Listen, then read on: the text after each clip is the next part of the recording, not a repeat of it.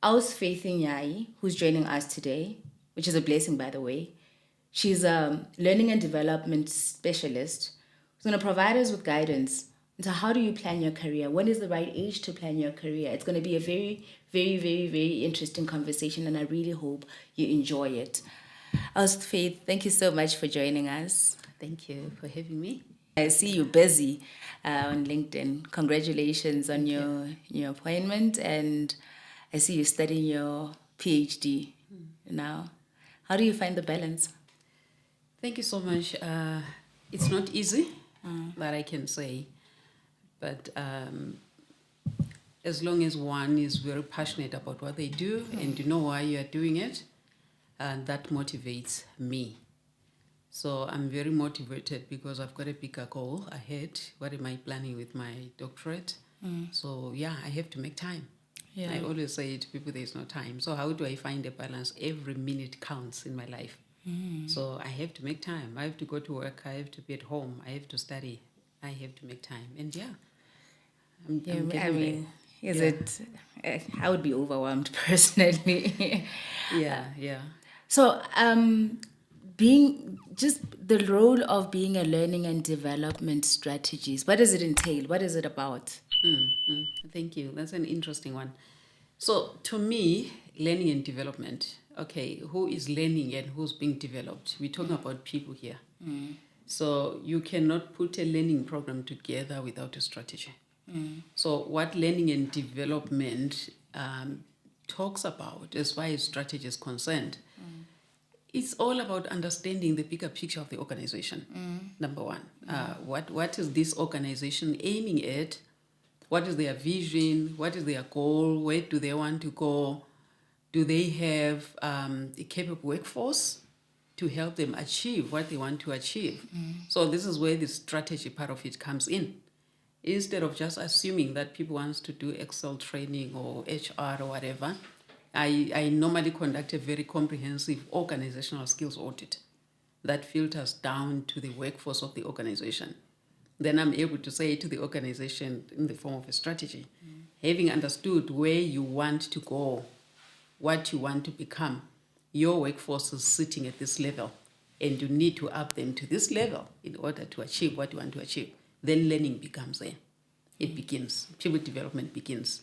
And then you find that your learning programs are actually impactful. We're not just ticking a box. Yeah, so that's the strategy part of it. But I want to touch into people that are now looking for work and looking to starting their careers.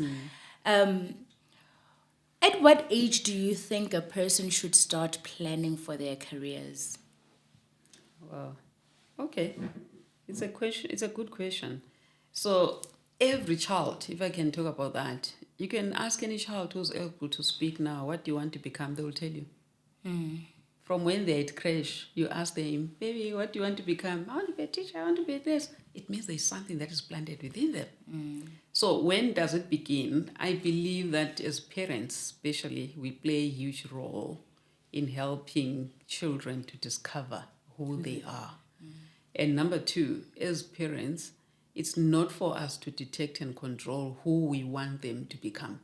If I missed an opportunity to become a doctor, I should not force it on my daughter to become a doctor. I need to discover her activities, what she enjoys doing. And remember, your career and your purpose should align. Yeah. So most mistakes that we make is, let me just keep on doing this, but I hate it so much. That's why people don't even grow in their roles, because what you are doing, you're just doing it to pay bills. But I've got a question on that, because if we're going to talk about the issue in South Africa being a skills gap, right? And we're talking about now assessing a child's passion, if you will. But what if the child's passion is not a career that is gonna make money for them? It's not a gap that exists within the country. Yeah, look, thanks for that. For me, it's not about developing myself for the country. Yeah. The country should contribute to developing me. So if I'm going to pursue a career because there is a gap in the country, I might end up pursuing what the country needs and what I need. 100%. But I mean, that's if you're a person who doesn't have the desires of shifting to a different country, right? And you have to find a job here in South Africa. Are you gonna follow your passion, or are you gonna follow the skills that is needed in the country? I think that's where I'm coming from. I hear you. Honestly, I might be a bit. I follow my passion. Okay. Yes, I believe that your passion is who you are, is who God has intended you to become. I follow my passion. I follow my purpose. And if I'm not going to get employment, my purpose and my passion will create employment for me. Okay. I will create something that will generate revenue. And probably I have to start it and then employ people who are looking for those jobs. So at the end of the day, the mindset should not always be going out there looking for a job, someone to employ us. People are so frustrated in corporate. Yeah. True. People admire people that have started their own things, because not everyone is able to start something on their own. So to answer your question, yeah, I think it's open for debate on what people might think. Yeah. But for me, once I've discovered my purpose and my passion in doing a thing, I tell you now, obviously, I'll look at where does my passion and my skill fit in the bigger picture. So now there's serious lack of employment. So whatever I'm good at doing, how can I create employment out of it? That's interesting. And so if a person is to now start, let's say we're talking of a person now who has, who now knows, right? And they want to start planning around their career. What are some of the strategies that you think they should follow in planning around for their careers? Okay. So I would say, first of all, discover what you enjoy doing. Because if you are going to enjoy your career, be it in any corporate where you are employed, if you are going to enjoy that, it's because you are passionate about it. So discover what you are passionate about, and then talk to people who are in that field, which is also what talks about networking. The need to, don't be in silo. If you are planning a career, before you just jump into it, you say it did when we started. We have wasted some valuable times, assuming this will work for me, this will give me money. So before you go there, at a stage of planning my career, I advise I'd have a career coach, and it's not necessarily about someone you are going to pay and then start talking 1 hour talks, it's over. Pick somebody. There are platforms these days that are available where people Like, where do you find a career coach? Like, like on LinkedIn? Second? Like, where do you find like a... Yeah, like in your LinkedIn. For example, I didn't study career coaching, but almost maybe twice a week, I get someone from LinkedIn calling me. Please advise me, how can I do 1, 2, 3? I've never studied coaching, but because of what I talk about, what I'm passionate about, people would feel like, this person can help me. And I've honestly assisted many people in saying, okay, this is where you are, you feel frustrated and stuck. Try this, it worked for me. And some people come back and yeah, this really worked. It's a good thing. Yeah. So this is what I mean. If I'm planning my career, make sure that you invest in that career by connecting to the relevant people, relevant platforms. Read books that talks about that particular thing. Should this be before or after you start studying or tertiary? Before starting, honestly, I would say it starts back from high school, start back at schools where we are. So the question will be, how impactful are our career days at schools these days? I'm not sure. But I see students, they are dressed in doctor's clothes, they are carrying whatever. It's a hype. Yeah, is it just that day because we are just doing it? Or we really bring those corporates in our schools and get them to speak to our children. Guys, if you want to do this course, go and speak to those people. They've got their stand there. If you want that, go and speak. It must add value. So to me, it begins there. Yeah. It begins at home. If I have parents that can be able to spot my talent, and number 2, they don't force me to do what they wanted to do, they didn't do. Yeah. And then now the school that understands that we are raising future leaders, how do we help them discover? True career guidance starts at school. And then by the time they choose their subjects, which is maybe at your grade 9, grade 10, they're now choosing their subjects. They should be choosing subjects that are relevant to the careers that they want to do.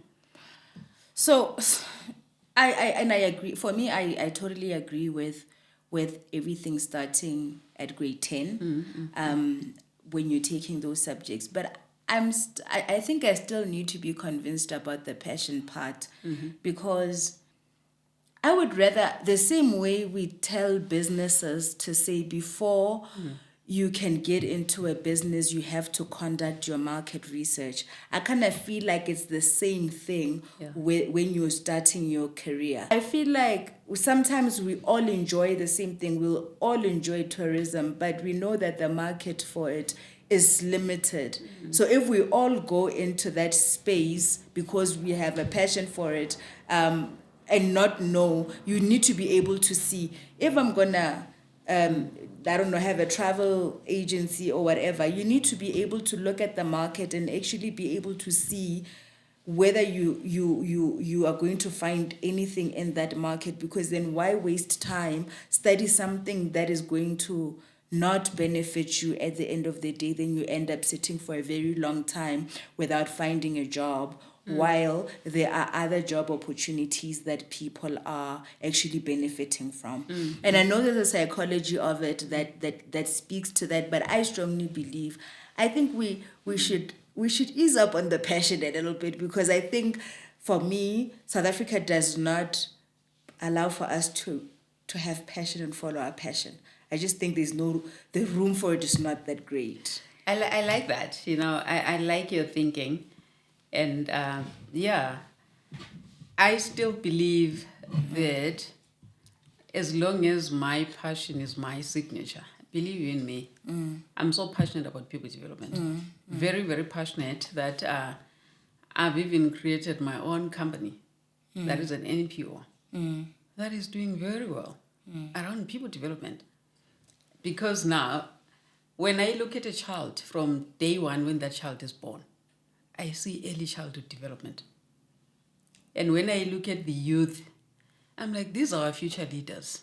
Yeah. Are they capacitated enough to? So because I'm so passionate about this, I'm even able to create employment for it. Yeah. So whether, does South Africa need that? Yes, because we have a very high level of unemployment. So if I'm also starting to be employed, who's going to bridge this gap of unemployment? So if I truly believe that my passion is making me to break the boundaries, to do something that has not been done before. The reason why I stick on passion is even today we have frustrated employees in organizations who have checked out long ago. But because they need to pay the bills, they still exist there to do what I have to do. And people are so frustrated. If you are passionate, if you want to see that you are passionate about something, it's your purpose. They'll call you to come and do it. I'm telling you, you'll ask about the money later on. You just find so much joy and fulfillment. Wow, I've done it. I feel like I'm going. You just find that joy within yourself. So to me, that is the first statement. The rest will follow. But if I'm going to think around where there is a job here, where there is money, okay, you'll do something that will frustrate you and you'll never enjoy it. And you'll find yourself moving from this job to another, to that other job. You'll find yourself doing this course for 6 months, you leave it. You do that one for 1 year, you leave it. I've never done anything except L&D. And I started as a data capturer. Not even a data capturer. I started distributing pamphlets on the street for a particular college that was recruiting way back in 2000. And I started there, reading that pamphlet. I'm like, this is awesome. And I was so curious, how far can L&D take me? I've been a director in the corporate, director of learning. I've been head of learning. I've occupied all the positions that you can think of as far as leadership is concerned. But this is L&D. And someone might think L&D is just training. It's not just that. I'm so passionate about seeing someone develop from this stage to that stage. And I'm so happy. So I'm able to create something out of that. So, but I hear where you're coming from. It's okay. It's okay to have different opinions. Yeah. It's varied views at the end of the day. Absolutely. Yeah, it's good to have different. Look, I mean, I think it sounds nice. I don't think everybody enjoys the same realities.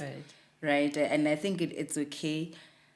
There's ways of looking at it. I think then I just want to then touch on the issue of transitioning into a new career, into a new career field. Right. What steps should a person take when they want to transition into a new career field? Thank you. I think again it goes back to, do I know who I want to become? So Do let's I say have you that desire. Yeah. So let's say of- they didn't know, but now they know. But Yeah, now yeah, they yeah. want to make that move. What steps do you think? Correct. So the fact that now I know I want to get there, right? For me, I would say in any organization, it's good at times to offer your time to volunteer, job shadow. So if you want to grow within that same organization, for example, let's say I've been doing this for a long time and then I really want that position. So what do? Job shadow, talk to your whoever is leading you about your interest, volunteer. I've also learned to identify a gap, bring a solution. Because if I say, look, I've been at the reception forever, now I think I can really do customer relations. Why I want to do customer relations? In my tenure of being a receptionist, I found 1, 2, 3. And this is what I can bring in this. I don't mind giving some extra time just to prove this concept can work. Do your research. Yeah. Do your research so that whoever is listening to your desire to grow, they will see value in it as well. And the other thing I'll say, don't be afraid to change. At times we fear change, and remember, it's not always that the organization that you work for is one that is going to promote you. Even in my career growth, not commonly did I grow from the same organization. It's Yeah, because I'll be in this organization is 2-3 years now. I feel I can do this, but they don't see it. Check out. Yeah. That's how you grow. Check Yeah. out and then go and grow in another Don't organization. you find like when you go out there, then they start saying, "Are you not No, job it's not about hopping?" people. It's about what I've picked up, my purpose, my passion, and what will make me happy. Then No, I just mean like when you check out and you move to another, don't you find like then maybe your other like what maybe the recruitment agencies, whatever, feel like, are you not job hopping? Not exactly. I'm sure you've seen my profile, my profile. I've never had that challenge. I think it depends on, especially if that question is posed, how do you respond to it? There are people that get so bored easily if they do one thing over and over again. That is why I'm very passionate about capacitating managers as well. If you observe a talent, don't let the talent check out because now they don't see any need for growth. Find a way to keep that talent if you want to keep it. Otherwise, there's a serious war for talent now. People are looking for... I tell you now, where I am, I'm not yet even a year old. But the way I've been poached and called by the some agents, some are in my network. No, I see you're just how many months old here. It's fine, we understand. And then, so it now takes you to say, I want to grow here, I want to add impact here before So I don't think that matters mostly. Is what makes people want to stay for a long time before they move, because they will say, it's your purpose, it's what you want to achieve. So to grow to another role, if it's within the organization, to answer your question, job shadow, put a mini proposal. This is the gap that I'm seeing there, and this is what I think I'm going to add value on. Give me a try, give me 6 months. Let's see how it works. If it means checking out, put your profile very well. Market yourself, grow.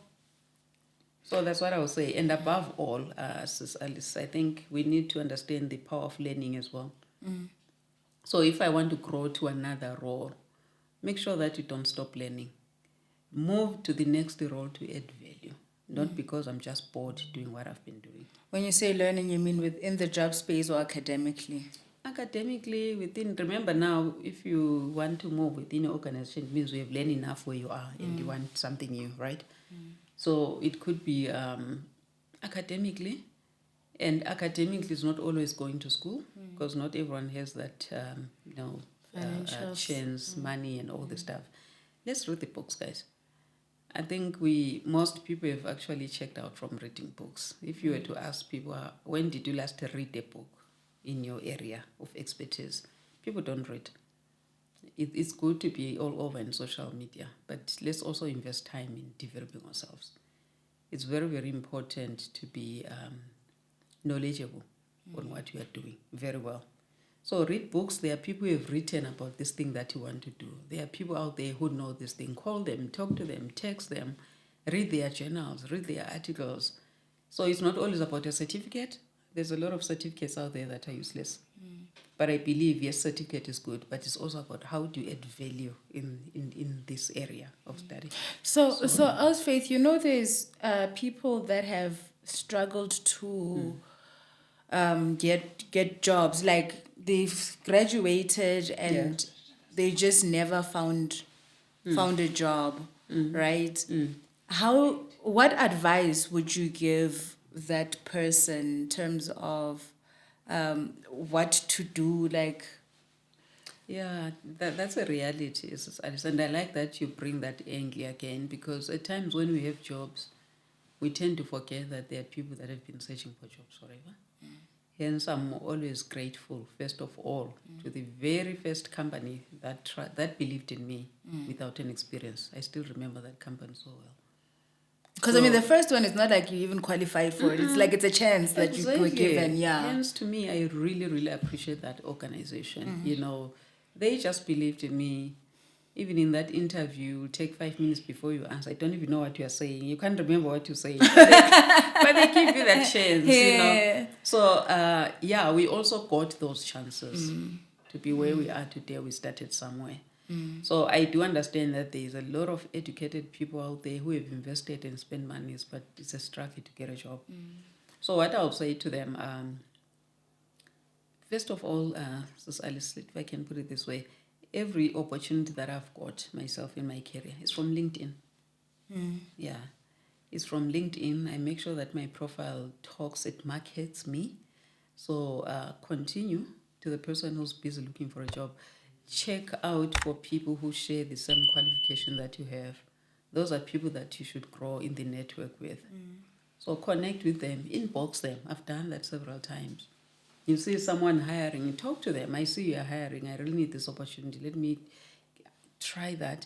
The other thing, I know these days, especially with our youth, there is your Yes for Youth. What's that? Yes for Youth. It's a program that is available for the youth, unemployed youth of South Africa. So they get to do that. In other words, the companies employ them for a period of 12 months and they get a stipend. So it has worked for many youths of South Africa, of which it's another strategy that the government has brought in to try and alleviate unemployment gaps. Because now they realize that people finish school, university, and all And this they're stuff. struggling. But now there's no experience part. So Yes for Youth is to give you experience at work. So it actually aligns it mostly to the BBE initiative. So companies that really want to enhance their BE levels, they invest a lot in Yes for Youth, right? But what I've seen is most of these companies, they tend to absorb these learners. Where I am right now, we have quite a number of learners that are now at junior position. They started from 12 months experience. Maybe it's a talk for another day. As youth now, having been given that opportunity to step into the corporate for 12 months, how do you set your mark? So that come 12 months, they definitely say, I want this one. We've employed a number of Yes for Youth, In my one other previous company, I think we had about 100 Yes for Youth. And almost 80 of them, they were already earmarked for positions. So it's alleviating unemployment. It's also giving them opportunities. So I would say, especially for those that qualify between the ages of 18 to 35, take advantage. Yes, take advantage of those opportunities. Okay. Yeah. So Kenyoko, I want to come back to people that are in the workspace. I know we're talking about people that I'll just bounce around the two. But right now I want to tap back into people that are in the workspace. We're talking about being overwhelmed and how do you balance that, and how would you advise professionals to remain motivated and avoiding burnout and finding like a balance? Yeah, that's an interesting one, sis. But what I can say is set boundaries as a professional. I have a boss. I've got people, when they say a boss, they are talking about me. So how do I support my teams as far as mental well-being is concerned? Because the mental well-being it's a serious issue now. Yeah. Understanding people development. If your people in the organization are burnt out, they are demotivated, they are going through personal stuff, you can't expect productivity. So now it's a thing of a past whereby your employees will come and then they leave their problems outside and then they walk in and become something else. They It's come not with real. their It's not baggage. realistic. They It's come not with their human. baggage. Correct. It's not human. They come with their baggage. Someone is going through divorce. Someone is going through some grief. Someone is going through some financial issues, and hence you expect them to perform. So that is unavoidable. Hence, organizations needs to be very intentional about the employee well-being. But to us as professionals, you can do so much. Set boundaries. So let's talk about mentorship, because earlier on you mentioned, like, if you wanting to progress, is you're shadowing, you're getting your mentors, and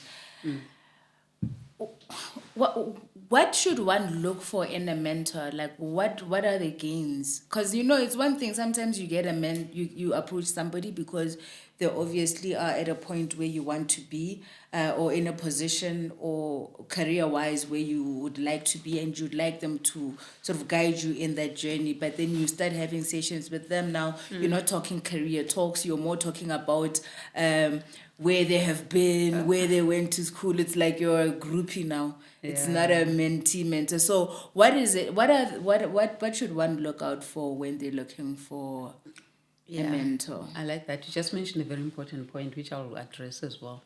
So when you are looking for a mentor, it must be somebody who knows the subject. I'm a people developer. That's my profession. Obviously, someone who wants to do teaching, maybe a high school teacher, I may not be the right mentor for them because I've never been a high school teacher. Yeah. That's my belief, right? So if I really want a mentor, I must look at, hence connections are very important, networks. So far, unfortunately, I have to quote LinkedIn because to me that's the professional network that I know that adds value to me. I go there, just under search, put the job title, whatever qualification, whatever mentorship area that you want. All the people who have those will pop up there. Some even write that they are career coaches and mentors. Some are not, but you look at this person's profile, I can really learn something here. I've been asked by people to mentor them, but I've not done mentorship as a career. Yeah. But then because someone feels like, you have done this and I really think you can help me there. So for me, number one, look at somebody who has what you are looking for. Somebody who have been there. Yeah. And you can't be mentored by somebody who's junior than you. You want someone who'll say, look, when you are burning out and you're being micromanaged, this is how you do it. I've been micromanaged, or I've micromanaged, and just do it this way. You need someone who holds your hand and show you the way because they've been there, so they can show you how to navigate. So that's the first thing. And then now to the mentors whom you sit, and then you end up talking about other things. It's very important that after you find a mentor, they normally say as a mentee, you own the process of mentorship. You need to know what you want from this person. If I want you to guide me on, look, I've got a national certificate in this and I'm not sure which one I can do next. It's okay. Does that have to be 6 months doing that? Maybe I just need to say, okay, cool, let's do this assessment together, and then whatever methodology I choose to do. But if no one is owning the process, we meet, now we start talking about family, about our marriages, and you pay for that session. Some you have to pay. I think it loses the direction. Yeah. So once you are looking for a mentor, look for someone who from day one you engage. You know that, oh, I got something. So at what point should one start looking for mentors? Like, because I know for us as employees, we already know it's important to get a mentor. But would you say a person who should? So, because I'm just thinking in terms of the benefits of it, if you've chosen your career path or wherever you want to be, might be a good idea to have. I'm just thinking it might be a good idea to start having your mentor while you're starting with your undergraduate degree. Yeah. Look, I wouldn't say there is a specific age where you start, But I would say as soon as you have discovered what you want to do. Because if you just find a mentor you are not yet sure, I feel like this is You're where wasting people feel their like time. we're wasting each other's time. Because a mentor is not there to diagnose your career. This is who now, there you need to go get a career coach. But when you are talking to a mentor, you're like, look, I can see your profile. Oh, I really look up to you. I follow you. I like what you do there and there. I want to be there. Can you help me get there? What is it that I don't have that you can help me with? You know, those kind of things. So I think there is no specific age. But once you have discovered you, then find people that talks you. And also as mentors, if you discover a talent there, don't wait for them to approach you. You can also reach out to them. Hey, I see you're doing great there. What are your plans? How do you intend to get there? Yeah. Also, people that are passionate about people, they also initiate the mentorship. I remember, it's not always about getting money out of it. For me, it's not always getting money. For me, I rejoice in this person having discovered themselves, they are developed. So I have initiated some mentorship, informal mentorship discussions. I see you doing this, and then we end up getting that journey together. So yeah, no age group, but discover yourself first. So Once you've discovered yourself. Okay, so I'm going to ask one last question, then we come into the end. I think I'm going to talk about the behavioral part in the workplace. What advice rather would you give in terms of conduct within a workspace that will enable growth? Look, I believe attitude is the best thing. You know, you can have, remember the formula for competence is skills and knowledge applied with the right attitude, then you are competent. So I've noticed that at times we have all the skills that the organizations need. We have all the knowledge that we have, but the attitude is terrible. So no one wants to work with somebody who has a very, very bad attitude, if I can put it that way. So to me, first of all, our behavior and our conduct, I think it's a matter of being mindful of your attitude. You know, how do I conduct myself? First of all, I think I can quote from the Bible, treat other people the way you like to be treated. That's the formula for me. So if I'm managing people and people hear my issues, they start picking peppers even if they are not there, would I want to be treated like that? If the answer is no, then don't do it. So I've been promoted in the past, so not because I had all the qualifications. At times it's the attitude that you have. And you make this person wants to give you an opportunity. They actually teach you how to do the job and you get promoted. So it's not always about what we know, prove it, attitude, behavior, how do you engage with people around you. So I think the big word is attitude. We can unpack it for however we want, but that's the reality of it. Yeah. Okay, thank you so much, as Faith, for joining us. I really enjoyed having a conversation with you. Always. So much. Thanks for having me. Yeah, I You're think it's welcome. a very important conversation. I'm sure as we continue, it will be more valuable to many people. I believe so. So we've come to the end of our episode. And in closing, I've got a question. When is the right time to start preparing for your career? And if you found your feet, please let us know how you went about it. Please engage with us in the comment section down below. And if you enjoyed our episode, please subscribe, hit the bell, and leave your fingerprint on the like button. I'll catch you in our next episode. Do enjoy your weekend. Peace, love, and blessings. Always. 1, 2,